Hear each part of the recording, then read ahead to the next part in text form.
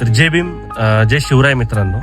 तर आज आपण आलेलो आहे डॉक्टरवाडी या गावामध्ये, नांदगाव तालुक्यामध्ये छोटंसं असलेलं गाव ते म्हणजे डॉक्टरवाडी. तर डॉक्टरवाडीमध्ये आल्यानंतर मी इथं एक अशी गोष्ट बघितली की जी गोष्ट बघून माझं मन प्रसन्न होऊन गेलं. आज डॉक्टरवाडी या छोट्याशा गावामध्ये ती मन प्रसन्न करणारी गोष्ट म्हणजे छत्रपती शिवाजी महाराज यांचं स्मारक. आज गाव छोटंसं आहे, लोकसंख्या कमी आहे, पण आज महाराजांचा एवढा अश्वरूढ पुतळा जो बसवला गेलेला आहे, महाराजांचं एवढं मोठं जे स्मारक बसवलं गेलेलं आहे, यावरनं महाराजांवर असलेलं जनतेचं प्रेम आणि एवढा मोठा पुतळा तर बघून खूप मन प्रसन्न होतं.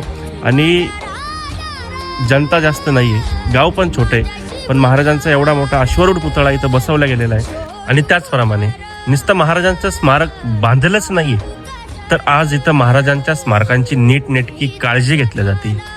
नुसतं शिवजयंती आली म्हणूनच महाराजांच्या स्मारकाकडे लक्ष द्यायचं तर असं नाही.